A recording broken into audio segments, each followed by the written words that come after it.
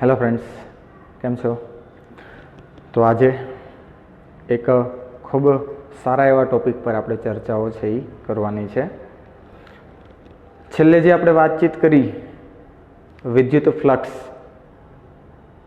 કે સમાન વિદ્યુત ક્ષેત્રની અંદર તમે કોઈ પૃષ્ઠ મૂકો છો, સમતલ મૂકો છો, તો સમતલમાંથી લંબરૂપે પસાર થતી ક્ષેત્ર રેખાઓની સંખ્યા એને આપણે કહીએ છીએ વિદ્યુત ફ્લક્સ. વિદ્યુત ફ્લક્સ છે કે ગાણિતિક રજૂઆત છે મિત્રો. તો એ જ ચર્ચાને હવે આગળ લઈ જઈને આપણે ખૂબ અગત્યના ટોપિક ઉપર છે એ ચર્ચાઓ કરવાની છે. અને કહેવા જઈએ તો ચેપ્ટરનો લાસ્ટ ટોપિક પણ છે ગાઉસનો નિયમ અને તેના ઉપયોગો. મિત્રો, ગાઉસનો નિયમ છે એ કુલમ્બના નિયમની જેમ જ સ્થિત વિદ્યુત શાસ્ત્રનો એક મૂળભૂત નિયમ કહી શકાય. અને એની મદદથી આપણે સંમિત વિદ્યુતભાર વિતરણ વડે ઉદ્ભવતા વિદ્યુત ક્ષેત્રો છે સહેલાઈથી શોધી શકીએ છીએ. પણ એની બેઝિક ચર્ચા માટે આપણે લાસ્ટ લેક્ચરની અંદર વિદ્યુત ફ્લક્સની ચર્ચા કરેલી હતી. હવે જે આપણે ચર્ચા કરવા જઈ રહ્યા છીએ ગાઉસનો નિયમની આપણે તારવણી જોઈએ છે. અને ગાઉસનો નિયમ છે શું એની ચર્ચાઓ કરવી છે. કોઈ થિયરી નથી, પણ એક પ્રેક્ટિકલી પ્રૂફ કરેલું એક સમીકરણ છે જે આપણે તારવવા જઈ રહ્યા છીએ. એક બીજી એક વાત કરીએ કે ગાઉસના નિયમની મદદથી અથવા તો વિદ્યુત ફ્લક્સ વડે આપણે વિદ્યુત ક્ષેત્રને એના પ્રાપ્તિ સ્થાનો સાથે સાંકળી શકીએ છીએ. તમને પ્રશ્ન એ થાય કે વિદ્યુત ક્ષેત્રના પ્રાપ્તિ સ્થાનો કોણ? તો કે વિદ્યુત ભારો. તો બસ એ જ ચર્ચા, એ જ આપણે સમીકરણ તારવવું છે કે વિદ્યુત ફ્લક્સ વડે વિદ્યુત ક્ષેત્રને એના પ્રાપ્તિ સ્થાનો વડે આપણે સાંકળવા છે. એટલે કે 5E અને Q ત્રણેય વચ્ચેનું રિલેશન આપણે જોવું છે. લાસ્ટ લેક્ચરની અંદર આપણે સમીકરણ ઇક્વેશન ભણેલા હતા ફ્લક્સનું. Flux phi = E dot delta S, અથવા તો કોઈ વક્ર સપાટી હોય તો phi = close integration E dot delta S ની ચર્ચા કરેલી હતી. આગળ આપણે વાત કરવી છે ગાઉસના નિયમની.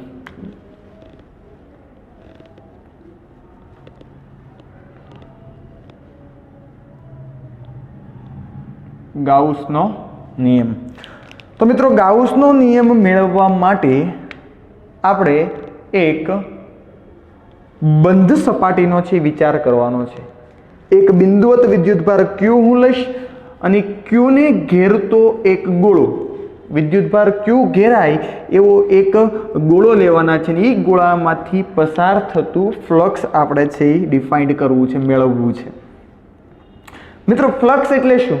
ધારી લો કે અહીંયા વિદ્યુતભાર છે. આ વિદ્યુતભારને કોઈ સિલિન્ડ્રિકલ ની અંદર પેક કરી રાખું છું. તો આ બિંદુવત વિદ્યુતભારની વિદ્યુત ક્ષેત્ર રેખાઓ છે એ બધી બાજુ છે એ જવાની છે. તો તમને કોઈ કેમ પૂછે કે વિદ્યુત ફ્લક્સ મેળવવું, તો આ જે સિલિન્ડ્રિકલ જે બાજુ જે છે, એટલે કે ટૂંકમાં જે પદાર્થ તમને આપેલો છે, જે સપાટી તમને આપેલી છે સિલિન્ડ્રિકલ, એની અંદરથી પસાર થતી ક્ષેત્ર રેખાઓની સંખ્યા, તો એને જ આપણે કહીએ છીએ વિદ્યુત ફ્લક્સ. આપણે જોઈએ છે કોઈ એક બિંદુવત વિદ્યુતભાર Q એ કોઈ ગોળાના કેન્દ્ર ઉપર રહેલો વિચારીએ. ધારી લો કે આપણે એક ગોળો લઈ લઈએ. ધારો કે આપણી પાસે R ત્રિજ્યાનો ગોળો છે.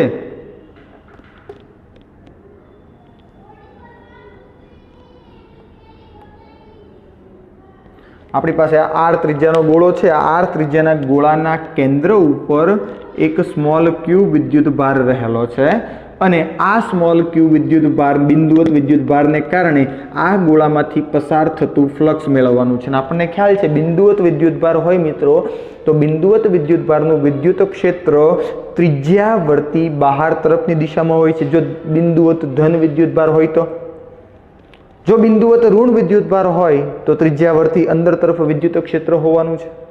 તો અહીંયા બિંદુવત ધન વિદ્યુતભાર અને આ ગોળાની સપાટીમાંથી પસાર થતું ફ્લક્સ છે એ આપણે મેળવવું છે. તો મિત્રો, હવે શું કરશું આપણે?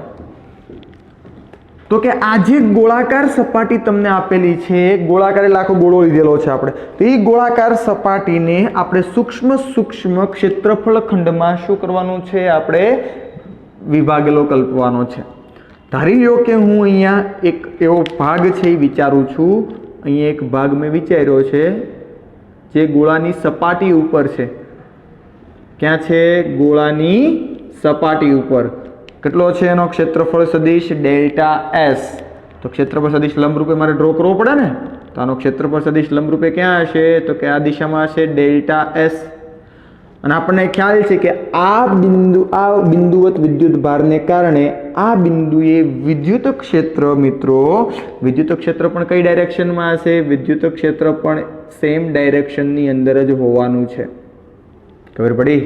આ છે એની ત્રિજ્યા r. તો પહેલા તો આપણે શું કરશું, આ જે સૂક્ષ્મ ખંડ જે લીધેલો છે એ સૂક્ષ્મ ખંડમાંથી પસાર થતું ફ્લક્સ મેળવીશું.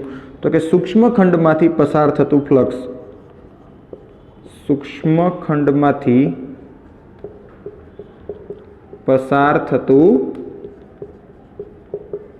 ફ્લક્સ મેળવીએ આપણે. તો એ ફ્લક્સને હું કહી દઉં છું ડેલ્ટા 5. તો કે ડેલ્ટા 5 ઇઝ ઇક્વલ ટુ વિદ્યુત ક્ષેત્ર E ડોટ ડેલ્ટા એસ.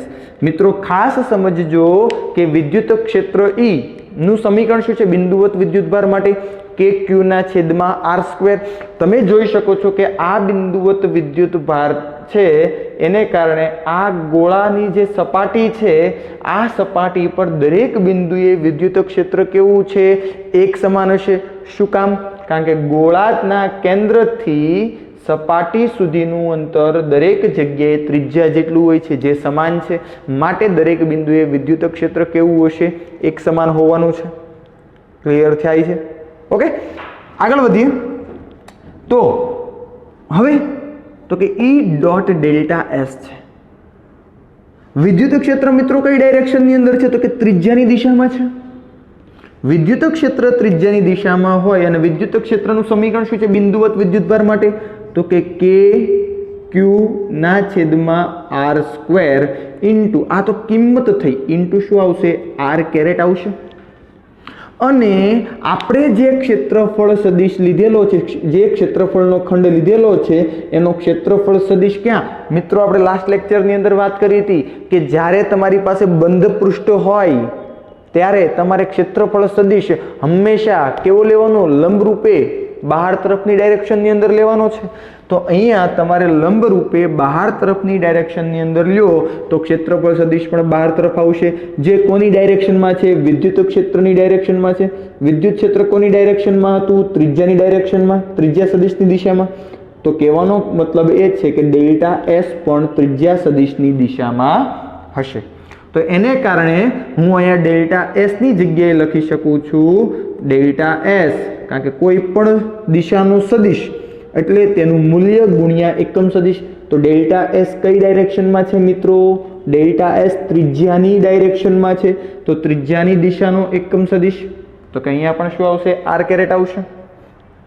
આના પરથી મિત્રો ડેલ્ટા 5 ઇઝ ઇક્વલ ટુ કેની જગ્યાએ હું લખીશ 1/4 પાઈ એપ્સિલોન 0 Q ના છેદમાં R². R કેરેટ અને R કેરેટ જો બે એક જ દિશાના એકમ સદિશો હોય તો એનો ડોટ ગુણાકાર કેવો આવે? 1 આવશે મિત્રો. એનો ડોટ ગુણાકાર 1 આવશે અને અહીંયા આપણી પાસે રહેશે ડેલ્ટા એસ. ખબર પડી? હલો, તો આ ફર્સ્ટ સમીકરણ તમને મળ્યું ફ્લક્સ માટેનું કે આ ફ્લક્સ છે એ આપણે જે ખંડ વિચારેલો હતો એ ખંડમાંથી પસાર થતું ફ્લક્સ આપણને મળેલું છે.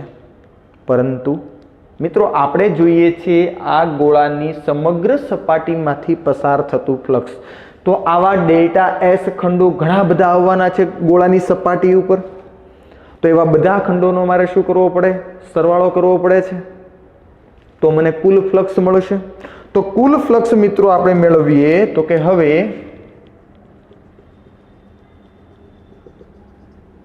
હવે કુલ ફ્લક્સ મેળવતા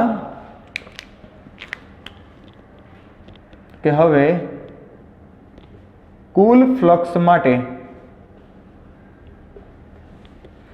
મિત્રો કુલ ફ્લક્સ જોઈએ છે તો આ બધા ખંડોનો શું કરવો પડે? સરવાળો કરવો પડે, તો કુલ flux 5 is equal to sigma બધા ડેલ્ટા એસ ખંડનો સરવાળો કરવાનો છે, ખબર પડી, ઇન્ટુ અહીંયા શું આવશે ડેલ્ટા 5, તો ઇઝ ઇક્વલ ટુ સિગ્મા બધા ડેલ્ટા એસ ખંડ, ડેલ્ટા 5 ની જગ્યાએ હું આ કિંમત મૂકી શકીશ 1/4πε0 ક્યુના છેદમાં r² ઇન્ટુ ડેલ્ટા એસ. મિત્રો આપણે જાણીએ છીએ કે 4πε0 અને q તો કોન્સ્ટન્ટ છે. હવે r રહ્યું આપણી પાસે, તો તમે આકૃતિમાં જોઈ શકો છો કે વિદ્યુતભાર q થી આ જે સપાટી છે સપાટીના દરેક ખંડ માટે, સપાટીના દરેક ખંડ માટે r કેવો કહી શકાય, એક સમાન કહી શકાય. પરિણામ સ્વરૂપ r પણ કેવો આપણે લઈ શકીએ છીએ, સામાન્ય લઈ શકીએ છીએ. તો આના પરથી 1/4πε0 ક્યુના છેદમાં r² સિગ્મા બધા ડેલ્ટા એસ, અને અહીંયા આવશે ડેલ્ટા એસ. આના પરથી તો કે 1/4πε0 ક્યુના છેદમાં r², અહીંયા શું આવી જશે, આવા જે ડેલ્ટા એસ આ એક ખંડ છે એવા આ વક્ર સપાટી પર જેટલા પણ ખંડો હોવાના છે એ બધા ખંડોનો શું કરવાનો છે, સરવાળો કરવાનો છે. પરિણામ સ્વરૂપ મને શું મળશે, તો કે વક્ર સપાટીનું કુલ ક્ષેત્રફળ. તો વક્ર સપાટીના કુલ ક્ષેત્રફળને આપણે કહીશું એસ. અહીંયા લખીએ વક્ર સપાટીનું કુલ ક્ષેત્રફળ, વક્ર સપાટીનું કુલ ક્ષેત્રફળ જે મિત્રો કેટલું મળશે આપણને, જે આપણને મળશે 1/4πε0 ક્યુના છેદમાં r², અને s છે વક્ર સપાટીનું કુલ ક્ષેત્રફળ. વક્ર સપાટીનું કુલ ક્ષેત્રફળ એટલે ગોળાની પૃષ્ઠ સપાટીનું કુલ ક્ષેત્રફળ, એટલે કે 4πr². એટલે અહીંયા આવશે તમારી પાસે 4πr² આવશે. તો આ કેન્સલ શું થશે મિત્રો, r² કેન્સલ અને 4π કેન્સલ. ધેન આફ્ટર તમારું ફાઇનલ ઇક્વેશન શું આવશે, તો કે 5 ઇઝ ઇક્વલ ટુ ક્યુના છેદમાં ε0. શું આવશે, ક્યુના છેદમાં ε0. ખાસ સમજો મિત્રો, તો આ તમને ફ્લક્સ મળ્યું, આ શું મળે છે તમને, ફ્લક્સ ક્યાંથી, આપણે જે ગોળાકાર સપાટી વિચારેલી છે એ ગોળાકાર સપાટીમાંથી પસાર થતું ફ્લક્સ કેટલું મળે છે તમને, 5 ઇઝ ઇક્વલ ટુ ક્યુના છેદમાં ε0. ખબર પડે છે. તો આના પરથી ગાઉસ એવા તારણ ઉપર આવ્યો કે કોઈ બંધ વક્ર, કોઈ બંધ પૃષ્ઠમાંથી પસાર થતું કુલ ફ્લક્સ, કોઈ બંધ વક્ર અથવા તો બંધ પૃષ્ઠમાંથી પસાર થતું કુલ ફ્લક્સ તે બંધ પૃષ્ઠ વડે ઘેરાતા કુલ વિદ્યુતભાર, કારણ કે અહીંયા જો એક જ વિદ્યુતભાર ઘેરાયેલો છે, ઘેરાતા કુલ વિદ્યુતભાર અને ε0 ના ગુણોત્તર બરાબર હોય છે. એટલે કે કોઈ સપાટીમાંથી પસાર થતું ફ્લક્સ જોઈતું હોય તો એ સપાટીની અંદર કેટલો વિદ્યુતભાર ઘેરાયેલો છે અને એને ડિવાઈડ બાય તમે ε0 કરો એટલે તમને તમારું ફાઇનલ ઇક્વેશન છે એ મળે છે. તો આ 5 ઇઝ ઇક્વલ ટુ ક્યુના છેદમાં ε0 મળશે.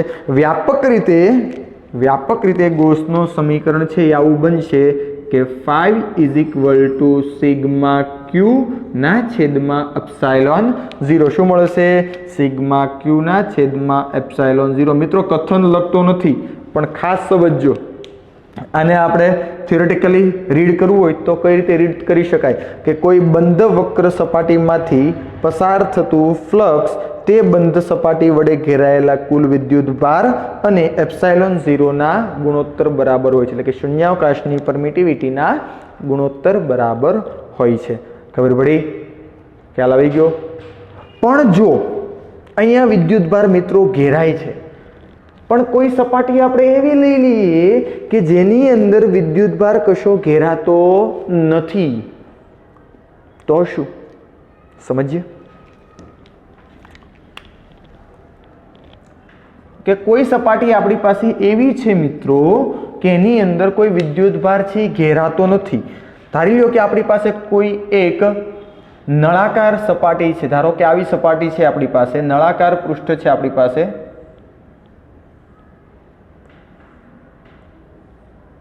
કોઈ આવી સપાટી છે, એમાં આ બાજુની જે વર્તુળાકાર સપાટી છે એને 1 નંબર આપું છું, આ બાજુનું વર્તુળાકાર સપાટીને 2 નંબર, અને આ જે વક્ર સપાટી છે એને હું 3 નંબર આપું છું. મિત્રો વક્ર સપાટી એટલે કે આ ધારો કે સિલિન્ડર હોય એટલે કે આ રીતનો હોય નળાકાર, તો આ એક વર્તુળાકાર બાજુ, આ બીજી વર્તુળાકાર બાજુ, અને આખી જે છે એ કઈ છે તો કે વક્ર સપાટી કહી શકાય. અહીંયા આપણે એવું કહી શકીએ કે વિદ્યુત ક્ષેત્ર છે એ આ દિશામાં છે. કઈ ડાયરેક્શનમાં છે? સમાન વિદ્યુત ક્ષેત્ર છે એ આ દિશામાં તમને આપેલું છે. તો આ નળાકારીય સપાટીમાંથી પસાર થતું ફ્લક્સ આપણે મેળવવું છે. નળાકારીય સપાટીમાંથી પસાર થતું ફ્લક્સ કેટલું હશે? ક્લિયર? તો મારે જો આની અંદરથી પસાર થતું ફ્લક્સ મેળવવું હોય મિત્રો, તો મારી પાસે અત્યારે 2 બાજુઓ છે, 1 and 2. પહેલા વક્ર સપાટી માટે, વર્તુળાકાર સપાટી માટે વાત કરીએ તો વર્તુળાકાર સપાટીનું આનું ક્ષેત્રફળ જે છે એને હું કહી દઉં છું S1, આના ક્ષેત્રફળને કહી દઉં છું S2, આની સાથે સંકળાયેલું ફ્લક્સ હું કહી દઉં છું φ1, અને આની સાથે સંકળાયેલું ફ્લક્સ કહી દઉં છું φ2.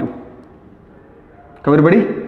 તો હવે જો આપણે વાત કરીએ મિત્રો કે આપણે સપાટી 1 માટે જો વિચાર કરું, કોની માટે? સપાટી 1 માટે, તો કે સપાટી 1 માટે એને હું કહી દઉં છું φ1, તો φ1 is equal to E dot આનો મારે ક્ષેત્રફળ સદિશ ડ્રો કરવો છે. મિત્રો આ બંધ સપાટી છે, તો આ બંધ સપાટી માટે મારે આ બાજુનો ક્ષેત્રફળ સદિશ ડ્રો કરવો હોય તો લંબરૂપે ક્યાં આવશે? બહાર તરફ. તો આ વર્તુળાકાર બાજુનો ક્ષેત્રફળ સદિશ લંબરૂપે ક્યાં આવશે? બહાર તરફ. તો અહીંયા લંબરૂપે ક્યાં આવે ક્ષેત્રફળ સદિશ? બહાર તરફ આવશે. ખબર પડી? ક્યાં આવે? લંબરૂપે બહાર તરફ આવે છે અહીંયા. તો અહીંયા હું કહી દઉં છું ડેલ્ટા S1, અથવા તો S1 સદિશ તમે કહો તો પણ ચાલશે. ઓકે, તો અહીંયા શું આવશે? S1 સદિશ આવશે, ક્ષેત્રફળ સદિશ. તો સદિશ E ડોટ S1 આવે. તો આના પરથી અહીંયા હું લખી શકું કે વિદ્યુત ક્ષેત્ર E અને S1 એની વચ્ચેનો ખૂણો કેટલો છે? 180. તો ES1 cos 180, પરિણામ સ્વરૂપ એનું આપણને ફ્લક્સ કેટલું મળે? -ES1 મળશે. ખબર પડી? કારણ કે ફ્લક્સ મેળવવા માટેનું મિત્રો આપણી પાસે જે ઇક્વેશન છે કયું છે? φ is equal to E dot delta S, અથવા તો જે ક્ષેત્રફળ સદિશ આપણે લઈએ છીએ તે. એ જ રીતે સપાટી 2 માટે વિચાર કરીએ આપણે, તો કે સપાટી 2 માટે વિચાર કરીએ આપણે, તો સપાટી 2 માટે ફ્લક્સ મેળવો તો φ2 ઇઝ ઇક્વલ ટુ વિદ્યુત ક્ષેત્ર E ડોટ ક્ષેત્રફળ સદિશ S2. તો આનો મારે, આ તો ક્ષેત્રફળ આપણે S2 લીધેલું છે, આ સપાટીનું ક્ષેત્રફળ સદિશ જોઈતો હોય, એટલે કે આપણે હમણાં આ સપાટીની વાત કરી હતી, એનો ક્ષેત્રફળ સદિશ આ ડાયરેક્શનની અંદર મળેલો હતો. હવે મારે આ સપાટીનો ક્ષેત્રફળ સદિશ ડ્રો કરવો છે, તો લંબરૂપે ક્યાં આવશે? બહાર તરફ આવવાનો છે. તો આનો ક્ષેત્રફળ સદિશ જે છે એ લંબરૂપે ક્યાં આવશે? તો કે બહાર તરફ છે એ આવવાનો છે. ખબર પડી? આનો ક્ષેત્રફળ સદિશ લંબરૂપે ક્યાં આવશે? બહાર તરફ છે એ આવવાનો છે. ખ્યાલ આવે છે? હલો? ઓકે, તો હવે અહીંયા તમે જોઈ શકો છો વિદ્યુત ક્ષેત્ર આ ડાયરેક્શનની અંદર છે, ક્ષેત્રફળ સદિશ આ ડાયરેક્શનની અંદર છે, બંને વચ્ચેનો એંગલ કેટલો થાય? 0. તો એની માટે અહીંયા E ડોટ એટલે કે ES1 cos 0, cos 0 એટલે શું થશે? +1, એટલે અહીંયા આવશે E ઇન્ટુ S2. શું આવશે? E ઇન્ટુ S2 પ્લસમાં આવશે. ખ્યાલ આવે છે? અને સપાટી 3 માટે વિચાર કરીએ તો કે સપાટી 3 માટે, તો સપાટી 3 માટે તમે વિચાર કરો તો મિત્રો તમે જોઈ શકો છો આ જે વક્રાકાર સપાટી જે છે, આ વક્રાકાર સપાટી પર પ્રત્યેક બિંદુએ ક્ષેત્રફળ સદિશ તમારે ડ્રો કરવું હોય તો એ ક્યાં આવશે? લંબરૂપે બહાર તરફ આવવાનો છે. લંબરૂપે બહાર તરફ આવશે બધી ડાયરેક્શનની અંદર, અને વિદ્યુત ક્ષેત્ર કઈ ડાયરેક્શનમાં છે? આ ડાયરેક્શનમાં છે. તો વિદ્યુત ક્ષેત્ર આ ડાયરેક્શનની અંદર છે. આ પ્રત્યેક બિંદુએ ક્ષેત્રફળ સદિશ લંબરૂપે અહીંયાથી બહાર તરફ, જો અહીંયાથી આમ લંબરૂપે બહાર તરફ, અહીંયાથી લંબરૂપે બહાર તરફ, અહીંયાથી લંબરૂપે બહાર તરફ. ખ્યાલ આવે છે? તો પ્રત્યેક બિંદુએ વિદ્યુત ક્ષેત્ર E અને ક્ષેત્રફળ સદિશ વચ્ચેનો ખૂણો કેટલો થાય? 90 ડિગ્રી, 90. તો એની માટે cos 90 ની વેલ્યુ કેવી આવે? 0 આવે. ખબર પડે છે? cos 90 ની વેલ્યુ તમારી પાસે આવે છે 0. પરિણામ સ્વરૂપ આપણે એવું લખી શકીએ કે phi3 E dot S3 ES3 cos 90. પરિણામ સ્વરૂપ ફ્લક્સ કેવું મળશે આપણને? 0 મળે છે મિત્રો. ખ્યાલ આવે છે? હવે તમે જોઈ શકો છો આ 1 અને 2 બાજુ પરના ક્ષેત્રફળો છે કેવા છે? સમાન છે. અહીં S1 બરાબર S2 બરાબર S. તેથી સપાટીમાંથી પસાર થતું કુલ ફ્લક્સ, તેથી સપાટીમાંથી, એટલે કઈ સપાટી? આજે આપણે નળાકારીય સપાટી લીધેલી છે, તે નળાકારીય સપાટીમાંથી પસાર થતું કુલ ફ્લક્સ મેળવીએ મિત્રો, તો કુલ ફ્લક્સ કેટલું આવશે? અહીંયા આપણે એવું કહું કે કુલ flux phi =phi1 + phi2 + phi3. phi1 કેટલું છે? -ES1. phi2 કેટલું છે?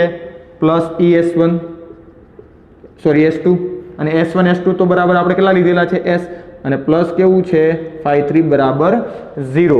બરાબર છે? તો કુલ ફ્લક્સ આપણને કેટલું મળે છે? phi બરાબર, આ બંને તો કેન્સલ થઈ જશે અને 0. તો કુલ ફ્લક્સ phi આપણને મળે છે 0 મળે છે. કેવું મળે છે મિત્રો? કુલ ફ્લક્સ 0 મળે છે. શું કામ? કુલ ફ્લક્સ 0 છે મિત્રો.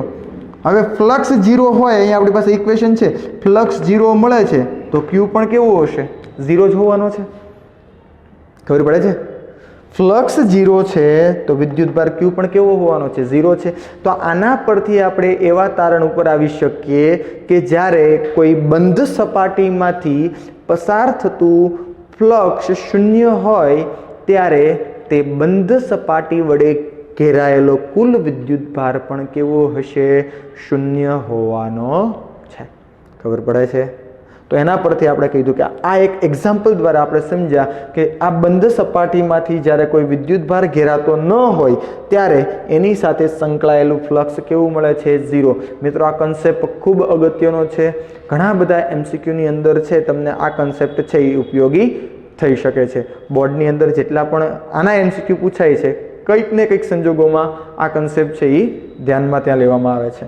ધારી લો કે આપણી પાસે કોઈ બંધ સપાટી છે, હું એમ કહું કે મારી પાસે કોઈ એક બંધ સપાટી, એક નળાકાર જ લઈ લઈએ આપણે. ધારી લો કે આ નળાકાર છે. આ નળાકારની અંદર તમને કીધેલું હોય કે કોઈ ડાયપોલ રહેલી છે. અહીંયા -Q વિદ્યુતભાર છે, અહીંયા +Q વિદ્યુતભાર છે. ડાયપોલ રહેલી છે. ખબર પડે? તો તમને કોઈ કેમ કે આ નળાકારમાંથી પસાર થતું ફ્લક્સ મેળવો. અહીંયા પરિણામી વિદ્યુતભાર કેટલો છે? અહીંયા +Q છે, અહીંયા -Q છે. પરિણામી વિદ્યુતભાર 0. પરિણામી વિદ્યુતભાર 0 હોય તો ફ્લક્સ પણ કેવું મળે મિત્રો? 0 મળે છે. અને જો ફ્લક્સ 0 હોય તો બંધ સપાટી વડે ઘેરાયેલો વિદ્યુતભાર કેવો હશે? 0 હોવાનો છે. ખબર પડે છે? તો આ ચર્ચા છે એ ગાઉસના નિયમ છે અને એક ઉદાહરણ દ્વારા આપણે સમજ્યા. 2 અથવા 3 માર્કની અંદર પૂછી શકાય છે કે ગાઉસનો નિયમ લખો અને સમજાવો. ગાઉસનો નિયમ શું હતો મિત્રો? આપણે 2 કથન સમજીએ. ગાઉસનો નિયમ શું હતો કે કોઈ બંધ પૃષ્ઠમાંથી પસાર થતું કુલ ફ્લક્સ તે બંધ પૃષ્ઠ વડે ઘેરાતા કુલ વિદ્યુતભાર Q અને ε0 ના ગુણોત્તર બરાબર હોય છે. અને જ્યારે બંધ પૃષ્ઠ વડે ઘેરાયેલો કુલ વિદ્યુતભાર 0 હોય ત્યારે ઘેરાતું કુલ ફ્લક્સ કેવું મળશે? આપણને 0 મળવાનું છે. ખબર પડે છે? અને આ સમીકરણ મિત્રો આપણને ક્યાં લઈ જાય છે આપણે જોઈએ. આપણી પાસે એક ઇક્વેશન તો હતું જ, તે કોનું? તો કે એક ઇક્વેશન આપણી પાસે આવું હતું કે flux 5 = E dot delta S. અને આના પરથી ફ્લક્સ 5 શું હાલ આવ્યા? તો કે સિગ્મા ક્યુના છેદમાં એપ્સાઇલોન 0.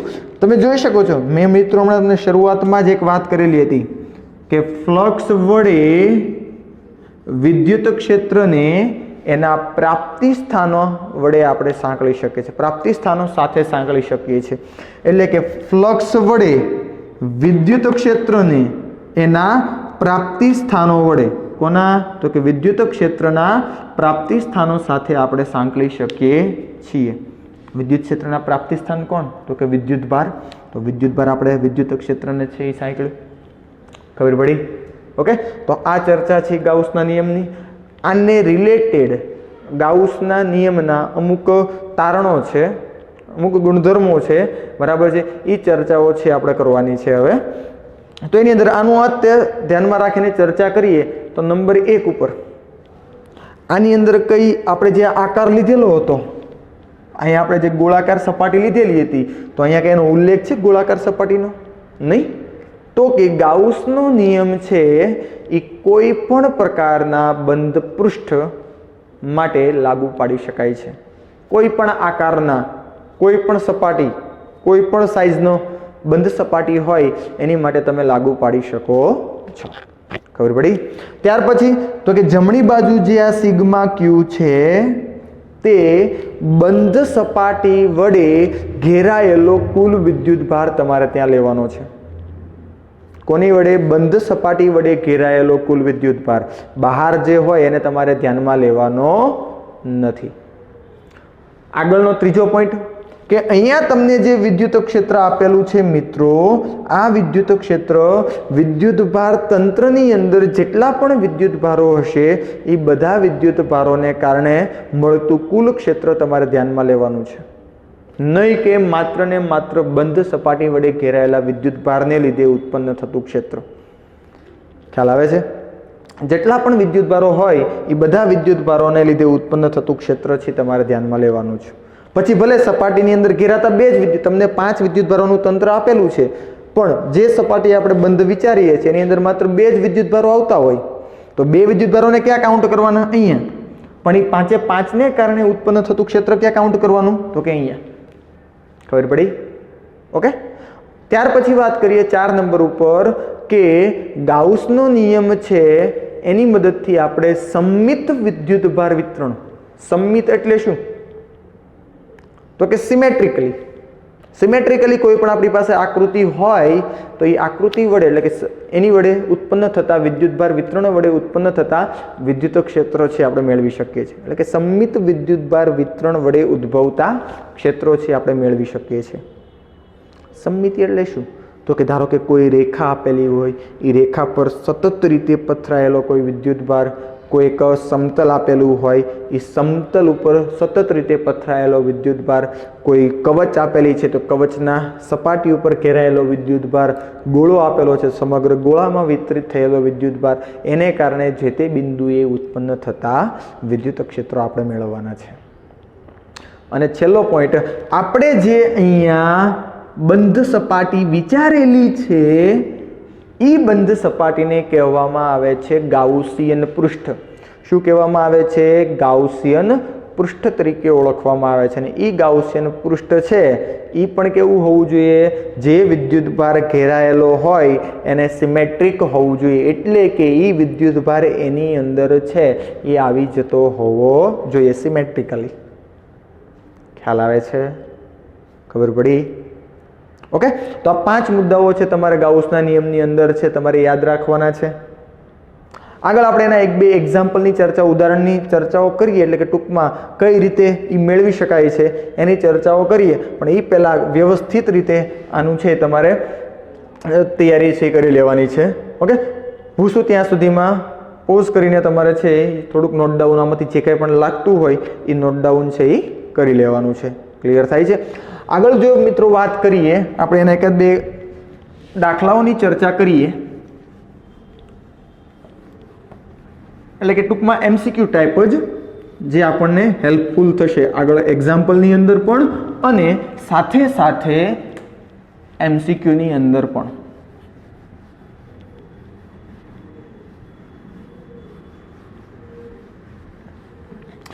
ધારી લો કે તમને કોઈ એક સપાટી આપેલી છે અને એ સપાટી જે છે એની અંદર અમુક વિદ્યુત ભારો તમને આપેલા છે. તો એ સપાટીમાંથી પસાર થતું કુલ ફ્લક્સ આપણે મેળવવાનું છે. શું મેળવવાનું છે? કુલ ફ્લક્સ છે એ આપણે મેળવવાનું છે. જોઈએ અહીંયા ધારી લ્યો કે તમને કોઈક બંધ સપાટી આપેલી છે. આની અંદર રહેલો વિદ્યુતભાર એક છે +Q1, બીજો છે +Q2 અને ત્રીજો છે -Q3. તો આ બંધ સપાટીમાંથી પસાર થતું કુલ ફ્લક્સ મેળવવું છે. તો કુલ ફ્લક્સ 5 શું આવશે? σQ/ε0. આ આપણી પાસે ગાઉસનો નિયમ છે કે કોઈ બંધ પૃષ્ઠમાંથી પસાર થતું કુલ ફ્લક્સ 5 σQ/ε0 પરથી મેળવી શકાય છે. તેથી શું કહી શકાય? ફાઇનલ આન્સર 5 આમાં શું આવશે? 1/ε0. σQ બરાબર શું થશે? બધાનો બેઝિક સરવાળો કરવાનો, તો કે Q1 + Q2 - Q3. ખબર પડી? ફર્સ્ટ. સેકન્ડ થિંગ ઉપર જો આપણે વિચાર કરીએ કે જો હમણાં જે આપણે ઉદાહરણ લીધેલું તે કે કોઈ એક નળાકાર આપેલો છે, આ નળાકારની અંદર કોઈ એક ડાયપોલ રહેલી છે, -Q +Q. તો અહીંયા કુલ ફ્લક્સ આપણે મેળવવું છે, તો કે કુલ ફ્લક્સ 5 σQ/ε0. પણ σQ કેટલો છે? 0/ε0. તો ફ્લક્સ કેટલું મળશે? 5 0 મળશે. કારણ કે કોઈ વિદ્યુતભાર ઘેરાતો જ નથી, પરિણામી વિદ્યુતભાર જ કેવો થાય છે મિત્રો? શૂન્ય થાય છે. ખબર પડી? આગળ વાત કરીએ. ધારો કે તમને કોઈ એક સમાન વિદ્યુત ક્ષેત્ર આપેલું છે અને એક અર્ધગોળાકાર સપાટી આપેલી છે. આ રીતની કોઈ સપાટી મિત્રો તમને આપેલી છે અને તમને વિદ્યુત ક્ષેત્ર છે ક્યાં? ઉપરની દિશામાં આપેલું છે લંબરૂપે. આ વિદ્યુત ક્ષેત્ર છે ક્યાં છે? ઉપરની ડાયરેક્શનની અંદર છે. તો આ એની વક્ર સપાટી કહી શકાય. કઈ સપાટી કહી શકાય? વક્ર સપાટી. અને આ એની કહી શકાય કઈ સપાટી? તો કે વર્તુળાકાર સપાટી કહી શકાય. ખબર પડી? સમાન વિદ્યુત ક્ષેત્ર ક્યાં છે? તો કે ઉપરની ડાયરેક્શનની અંદર છે. તમને કોઈક એવું પૂછે કે વક્ર સપાટીમાંથી પસાર થતું કુલ ફ્લક્સ છે એ મેળવો. કોનામાંથી? વક્ર સપાટીમાંથી પસાર થતું છે એ તમારે કુલ ફ્લક્સ છે એ મેળવવાનું છે. તો આપણને ખ્યાલ છે મિત્રો, અહીંયા છે આ એક સપાટી જ કહી શકાય, બંધ સપાટી. તે તો બંધ સપાટી હોય તો બંધ સપાટીમાંથી પસાર થતું કુલ ફ્લક્સ હમણાં જ આપણે વાત કરી કેવું મળશે? શૂન્ય. કે જ્યારે વિદ્યુતભાર ઘેરાતો ન હોય ત્યારે. તો અહીંયા હું એવું કહી શકું કે 5 વર્તુળાકાર +5 વક્ર કેવું થાય? 0 થાય. મારે શું જોઈએ છે? વર્તુળાકાર સપાટીમાંથી પસાર થતું ફ્લક્સ જોઈએ છે. તેથી 5 વર્તુળાકાર -5 વક્ર સપાટી થશે. સોરી, વક્ર સપાટીમાંથી પસાર થતું ફ્લક્સ મેળવવાનું છે આપણે. ઊંધું લખ્યું. કોનામાંથી? આ વક્ર સપાટી જે છે એ વક્ર સપાટીમાંથી પસાર થતું ફ્લક્સ જોઈએ છે. તો કે 5 વક્ર સામેની બાજુ જાય -5 શું કહેવાય? વર્તુળાકાર બાજુ. ખબર પડી? તો અહીંયા આ જે વર્તુળાકાર બાજુ છે એમાંથી પસાર થતું ફ્લક્સ મેળવવું હોય તો મિત્રો વિદ્યુત ક્ષેત્ર કઈ ડાયરેક્શનમાં છે? ઉપરની ડાયરેક્શનમાં છે. આ જે વર્તુળાકાર સપાટી છે એનો ક્ષેત્રફળ સદિશ ક્યાં આવશે? એનો ક્ષેત્રફળ સદિશ ક્યાં? તો કે નીચે તરફ આવવાનો છે, લંબરૂપે બહાર તરફ. કારણ કે આપણી પાસે ઊંધો વાટકો પડેલો હોય તો નીચેની જે બાજુ છે, નીચેની બાજુમાં તે ક્ષેત્રફળ સદિશ ડ્રો કરવું હોય તો લંબરૂપે ક્યાં આવે? નીચે તરફ આવવાનું છે મિત્રો. ખ્યાલ આવે છે? તો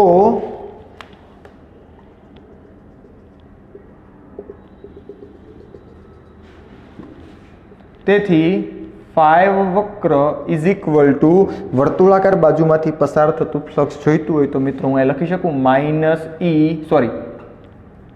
વિદ્યુત ક્ષેત્ર E પછી વર્તુળાકાર બાજુ સાથે સંકળાયેલું એનો ક્ષેત્રફળ સદિશ મારે ડ્રો કરવું હોય તો એના ક્ષેત્રફળનું કહી દઉં છું ડેલ્ટા S તરીકે લઈ લઉં તો E ડેલ્ટા S cos 180 થાય. હલો, ક્ષેત્રફળ સદિશ નીચેની ડાયરેક્શનમાં છે અને વિદ્યુત ક્ષેત્ર ક્યાં છે? ઉપરની ડાયરેક્શનમાં છે. બંને વચ્ચેનો એંગલ કેટલો થાય? 180 થશે. તેથી cos 180 -1 તો આ માઇનસ E અને ડેલ્ટા S એટલે આ વર્તુળાકાર બાજુનું ક્ષેત્રફળ. તો શું આવશે? E × પાઈ r². કારણ કે આની ત્રિજ્યા છે આપણે લઈ લઈએ. કેટલી લઈએ છીએ? r લઈએ તો આનું ક્ષેત્રફળ કેટલું થાય વર્તુળાકાર બાજુનું? પાઈ r². તો 5 વક્ર આપણને મળે છે 5 વક્ર is equal to -E dot pi r². ખબર પડી? હલો, આ સમાન વિદ્યુત ક્ષેત્ર છે મિત્રો. જો મારી પાસે અસમાન વિદ્યુત ક્ષેત્ર હોય તો એની પણ ચર્ચા કરી લઈએ સાથે સાથે. કે ધારી લો કે મારી પાસે કોઈ એક અર્ધગોળો જે છે, બરાબર છે, આ રીતની પૃષ્ઠ આપણને આપેલું છે, બંધ પૃષ્ઠ. વિદ્યુત ક્ષેત્ર અસમાન છે એટલે કે અહીંયા આ ડાયરેક્શનમાં છે, અહીંયા આ ડાયરેક્શનમાં છે, અહીંયા આ ડાયરેક્શનમાં. આ રીતના તમને વિદ્યુત ક્ષેત્ર છે એ આપેલા છે. ખ્યાલ આવે છે? આ વિદ્યુત ક્ષેત્ર E છે.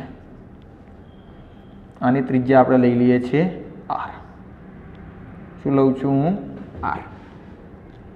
તો તમને એવું કીધેલું છે કે આ વર્તુળાકાર બાજુ છે એ વર્તુળાકાર બાજુમાંથી પસાર થતું ફ્લક્સ મેળવું.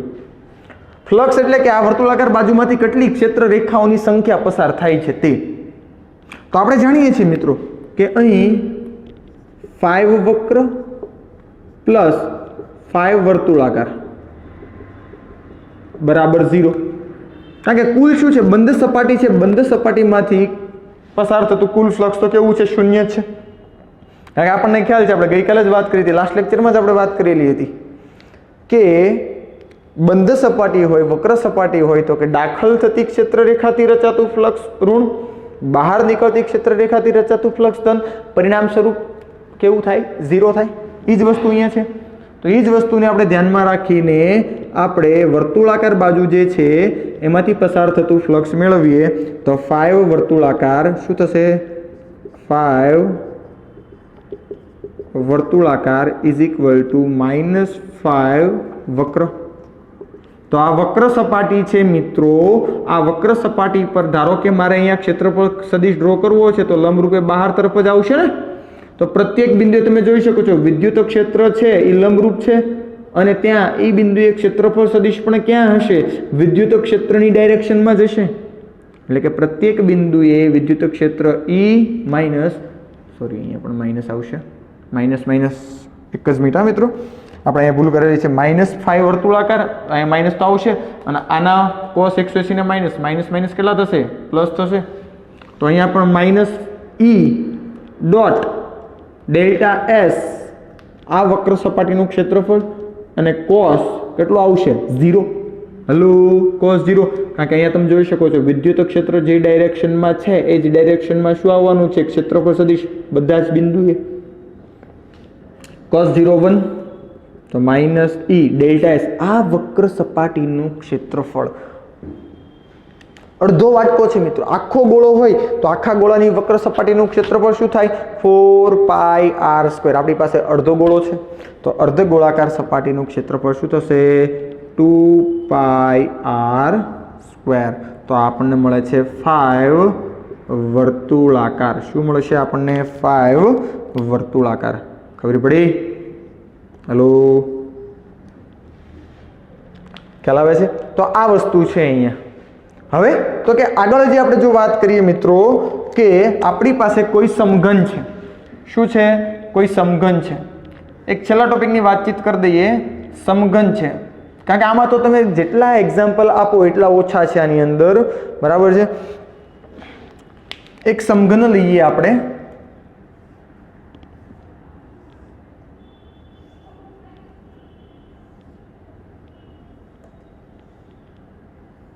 તો આ સમઘનમાં જુદા જુદા બિંદુએ આપણને ધારી લો કે કેન્દ્ર ઉપરનું કોઈ એક વિદ્યુતભાર મૂકું છું ક્યુ, ક્યાં મૂકું છું વિદ્યુતભાર ક્યુ કેન્દ્ર ઉપર હું મૂકું છું, તો 5 સમઘન, તો કે સમઘનમાંથી પસાર થતું કુલ ફ્લક્સ મેળવવાનું છે. હવે સમઘનમાંથી પસાર થતું કુલ ફ્લક્સ, આ સમઘનમાંના કેન્દ્ર પર તમને ક્યુ વિદ્યુતભાર આપેલો હોય તો ક્યુ માંથી ક્ષેત્રરેખાઓ બધી જ ડાયરેક્શનની અંદર ફેલાવાની છે. ખબર પડી? તો આ સમઘનમાંથી પસાર થતું કુલ ફ્લક્સ મેળવવું હોય તો આપણી પાસે ગાઉસના નિયમ મુજબ આપણે કહી શકીએ કે સમઘનમાંથી પસાર થતું કુલ ફ્લક્સ કેટલું થશે? ક્યુના છેદમાં એપ્સાઇલોન 0, કે બંધ સપાટી વડે ઘેરાતો કુલ વિદ્યુતભાર છેદમાં એપ્સાઇલોન 0. ઓકે, આગળ વાત કરીએ. ધારી લો કે આ વિદ્યુતભાર કેન્દ્રને બદલે કોઈ એક બાજુ છે, કોઈ એક સપાટી છે, સપાટીના કેન્દ્ર ઉપર રહેલો છે. ક્યાં રહેલો છે? સપાટીના કેન્દ્ર ઉપર રહેલો છે. ધારી લો કે આ સમઘનની આ બાજુ છે, આ બાજુના કેન્દ્ર ઉપર હું વિદ્યુતભાર રાખું, બિંદુવત વિદ્યુતભાર, તો અડધો વિદ્યુતભાર સમઘનની અંદર આવે, અડધો વિદ્યુતભાર ક્યાં આવે? બહાર તરફ આવે. તો પહેલા મારે શું કરવાનું? એક એવી સમમિત આકૃતિ વિચારવાની કે જેથી સમગ્ર વિદ્યુતભાર છે એ બંધ સપાટીની અંદર આવી જાય. તો અહીંયા સમગ્ર વિદ્યુતભારને મારે બંધ સપાટીની અંદર લેવું હોય તો બીજો એક સમઘન એની બાજુમાં મારે વિચારવો પડે. આ એક સમઘન છે, આવો જ હું બીજો સમઘન બાજુમાં મૂકી દઉં, બરાબર છે, આ બાજુમાં મૂકી દઉં તો આ વિદ્યુતભાર છે બંને સમઘનની વચ્ચે આવી જાય. હલો, ક્યાં આવી જાય? બંને સમઘનની વચ્ચે આવી જાય છે. ખ્યાલ આવે? ત્યારે કુલ ફ્લક્સ કેટલું થશે? તો ક્યુના છેદમાં એપ્સિલોન 0. પણ એ ક્યારે? બે સમઘન હતા ત્યારે.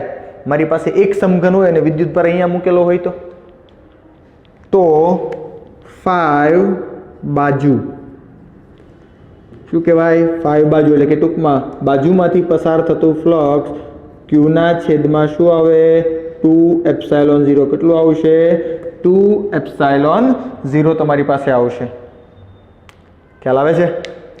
એ જ રીતે મિત્રો આપણે જો હજુ એક વાત કરવી હોય કે કોઈ એક બાજુમાંથી પસાર થતું ફ્લક્સ, કે વિદ્યુતભાર જે છે એ વિદ્યુતભાર ધારી લો કે અહીંયા કેન્દ્ર ઉપર જ છે. ક્યાં છે? વિદ્યુતભાર છે એ આની કેન્દ્ર ઉપર જ છે. તો કે 5 એક બાજુ, કે એક બાજુમાંથી પસાર થતું ફ્લક્સ, કહેવાનો મતલબ વિદ્યુતભાર છે એ સમઘનના કેન્દ્ર ઉપર રહેલો છે અને તમને એવું પૂછેલું છે કે કોઈ એક બાજુ, સમઘનની કોઈ એક બાજુમાંથી પસાર થતું ફ્લક્સ મેળવો. સમઘનની કેટલી બાજુઓ છે મિત્રો? 6 બાજુઓ. ખ્યાલ આવે છે? જો બધી બાજુમાંથી પસાર થતું ફ્લક્સ કેટલું છે? ક્યુના છેદમાં એપ્સિલોન 0. તો કોઈ એક બાજુમાંથી પસાર થતું ફ્લક્સ છઠ્ઠા ભાગનું થશે, કારણ કે 6 બાજુઓ છે. તો આન્સર શું આવશે? ક્યુના છેદમાં 6 એપ્સિલોન 0 આવશે. ખબર પડે છે? ઓકે, તો આ કોઈ એક બાજુમાંથી પસાર થતું ફ્લક્સ. ત્યાર પછી ધારમાંથી, ધારો કે સમઘનને હું અહીંયા આ જે ધાર છે, સપાટીની ધાર, એ ધાર પાસે મૂકું છું, તો ધારમાંથી પસાર થતું ફ્લક્સ મારે મેળવવું હોય, ધારમાંથી પસાર થતું ફ્લક્સ મારે મેળવવું હોય તો સમઘનને કેટલી ધાર હોય છે ટોટલ? તો કે તમે જો ગણતરી કરો, આ બાજુની 4, 1 2 3 4, પાછળની બાજુની 4, એટલે કે 4 આગળ 4 પાછળ, અને ઉપર 4, ઉપર આ બાજુ 2, એટલે કે 4 ને 4 8, આ 9 10, અને આ બાજુ 2 11 અને 12. કેટલી ધાર હોવાની છે મિત્રો? 12 ધાર હોવાની છે ટોટલ. તો કોઈ એક ધારમાંથી પસાર થતું ફ્લક્સ કેટલું થશે? એટલે કે 5 એજ, એટલે કે ધારમાંથી તો કેટલું થાય? ક્યુના છેદમાં 12 એપ્સિલોન 0. કેટલું થશે? ક્યુના છેદમાં 12 એપ્સિલોન 12 ક્યુના છેદમાં 12 એપ્સિલોન 0 તમારી પાસે થશે. ખ્યાલ આવે છે? કે અહીંયા મેં મૂકેલો હોય વિદ્યુતભારને, ક્યાં? અહીંયાની જગ્યાએ મેં ક્યાં મૂકેલો હોય? અહીંયા વિદ્યુતભારને મૂકેલો હોય. તો તમે ગણતરી કરો કેટલી ધાર થાય છે. તો કે 1 2 3 4 5 6 7 8 9 10 11 and 12. 12 ધાર થશે. જો વિદ્યુતભાર હું અહીંયાને બદલે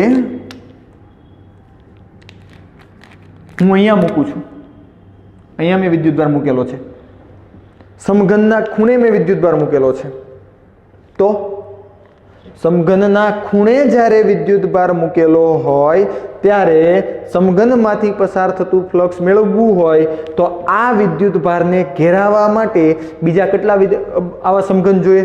જો મિત્રો આપણે ગણતરી કરીએ, એક સમઘન હું અહીંયા મૂકું છું બાજુમાં. જસ્ટ ઇમેજિન, જો આમાં ઇમેજિનેશન ખાસ મહત્વનું છે.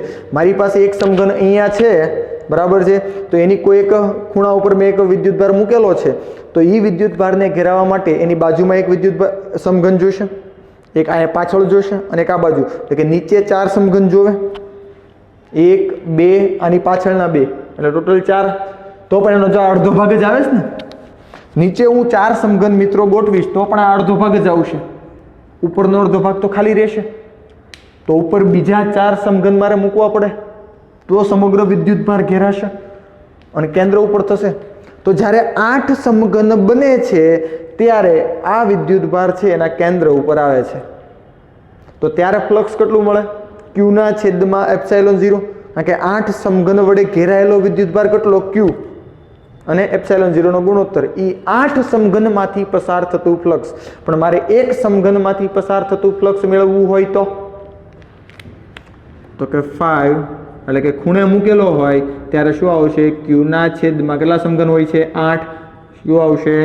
8ε0. કોઈ એક સમઘનમાંથી પસાર થતું ફ્લક્સ છે એ તમને મળે છે. ખબર પડે છે? ઓકે. તો આવા તમે ઘણા બધા એક્ઝામ્પલ છે એ તમે આપી શકો છો કે જેની મદદથી તમે કુલ ફ્લક્સ છે એ મેળવી શકો છો. ખાસ મિત્રો એ ધ્યાન રાખવાનું કે જ્યાં પણ વિદ્યુતભાર આપેલો હોય એ વિદ્યુતભારને તમારે એવા બંધ સપાટીમાં લાવવાનો કે એની અંદર આવી જાય. તમને સપોઝ અડધો બહાર આપેલો અને અડધો અંદર આપેલો હોય તો બીજો વિચારી લેવાનો. ખબર પડે? એક લાસ્ટ એક્ઝામ્પલ લઈ લઈએ કે ધારો કે તમને નળાકારની કોઈ એક બાજુ પર, ક્યાં? નળાકારની કોઈ એક બાજુ પર, એટલે કે અહીંયા તમને વિદ્યુતભાર આપેલો છે Q. તો આ વિદ્યુતભાર અડધો નળાકારની અંદર છે ને અડધો બહાર છે. તો શું કરવાનું? બીજો એક નળાકાર વિચારી લ્યો. તો આખો નળાકાર થઈ ગયો. તો આ આખા નળાકારમાંથી પસાર થતું ફ્લક્સ કેટલું મળે? Q/ε0. પણ આપણી પાસે આ તો આપણે વિચારેલું છે ને, આપણે તો આમાંથી પસાર થતું ફ્લક્સ જોઈએ છે ને. તો આ 2 નળાકાર થયા, તો અડધા નળાકારમાંથી પસાર થતું ફ્લક્સ કેટલું મળશે? તો કે Q/2ε0. ખબર પડે? તો આ રીતે તમારે સિમેટ્રિક આકૃતિઓ છે એ વિચારી લેવાની અને એની પછી ચર્ચા કરવાની કે કેટલું ફ્લક્સ છે એ આપણને મળે છે. ઓકે. તો અહીંયા સુધી ચર્ચા રાખીએ છીએ અને બીજા પણ એક્ઝામ્પલ તમારી રેફરન્સ બુકની અંદર આપેલા હોય તો એ તમારે એના MCQ સોલ્વ કરવા, એક્ઝામ્પલ છે એ સોલ્વ કરવાના છે. અને નેક્સ્ટ લેક્ચરની અંદર આપણે ગાઉસના નિયમની મદદથી એના ઉપયોગો છે એનો અભ્યાસ કરવાનો છે. ઓકે.